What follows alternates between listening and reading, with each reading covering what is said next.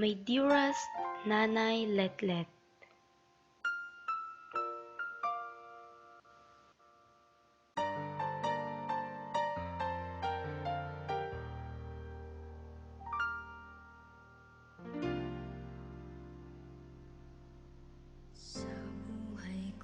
a blissful heart's day to you, Nay.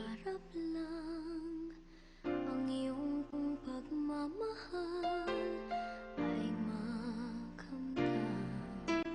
Kahit na sandali kita'y mamasdan, ligaya'y tila bang walang hanggan. To have you is the best thing in this world.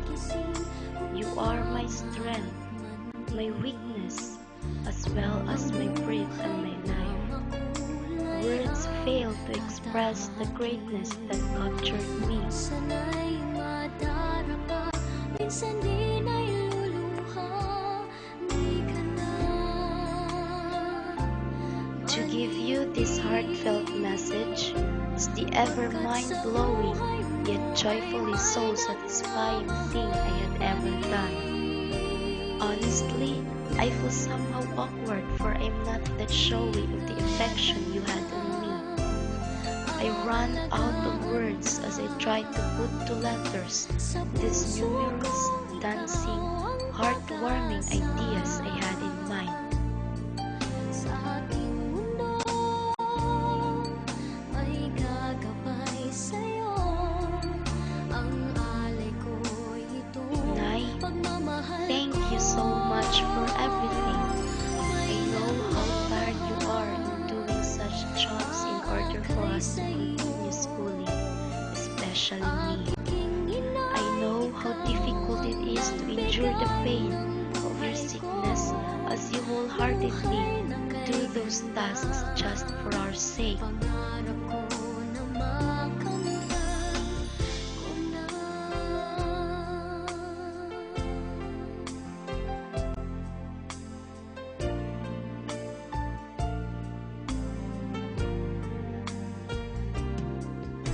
Sana'y di na magising kung nangangarap man din.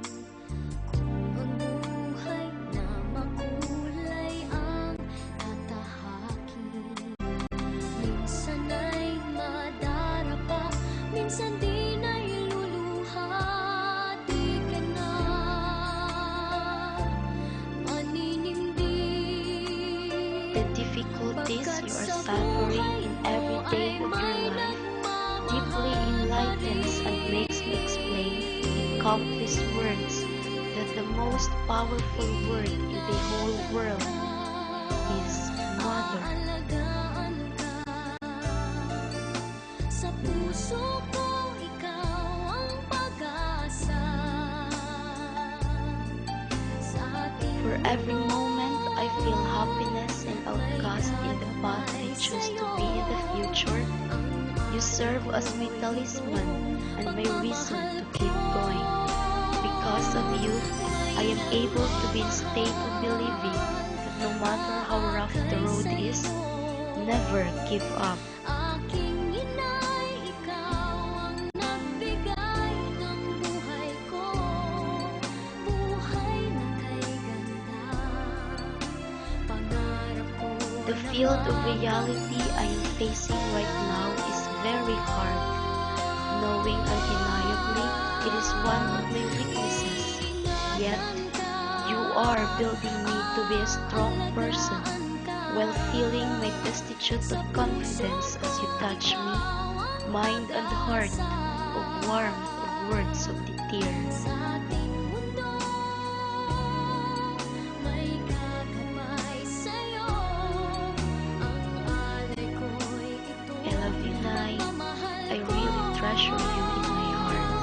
May nagmamahal, aakay sa'yo. Aking inay, ikaw ang nagbigay ng buhay ko. Buhay For every night I fell asleep, I always pray you good health, because for every second that counts, ultimately afraid that you would leave me, concerning the fact that your work is the most prohibited one in respect to your illness.